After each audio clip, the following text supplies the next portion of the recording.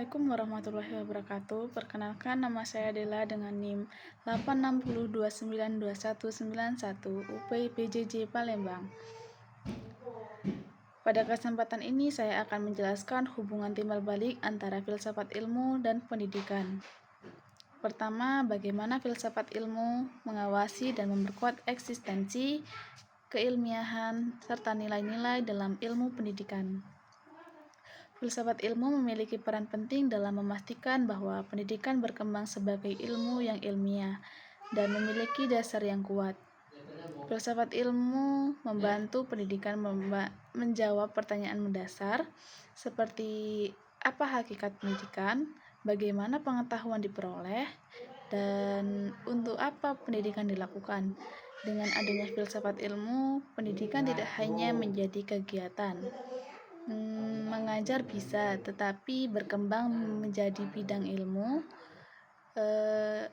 yang memiliki konsep, metode, tujuan, dan nilai yang jelas. Selain itu, filsafat ilmu juga mengawasi keilmiahan pendidikan melalui pendekatan berpikir kritis dan rasional. Misalnya, metode pembelajaran yang digunakan guru perlu didasarkan pada hasil penelitian dan teori pendidikan, bukan hanya kebiasaan atau asumsi pribadi.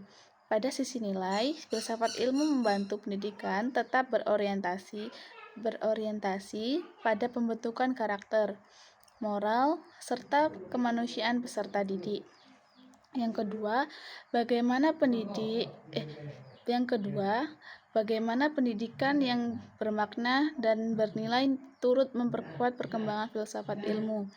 Hubungan filsafat ilmu dan pendidikan bersifat timbal balik. Pendidikan yang baik menghasilkan pengalaman nyata, permasalahan baru, serta perkembangan pemikiran yang kemudian menjadi bahan kajian filsafat ilmu. Contohnya, perubahan zaman dan perkembangan teknologi membuat para ahli mempertanyakan bagaimana pendidikan tetap relevan di era digital. Dari situ muncul pemikiran-pemikiran baru dalam filsafat pendidikan mengenai etika teknologi, pembelajaran digital, dan penguatan karakter siswa.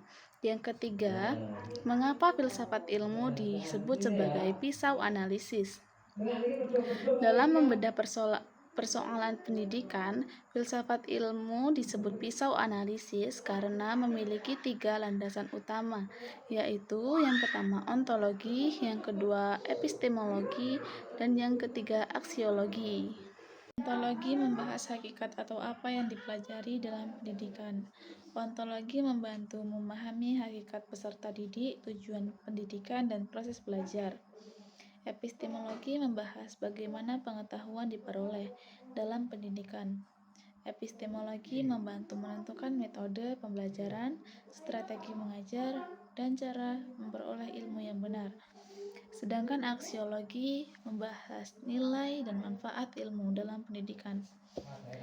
Aksiologi menekankan bahwa ilmu harus memberi manfaat, membentuk karakter, dan mendukung kehidupan masyarakat.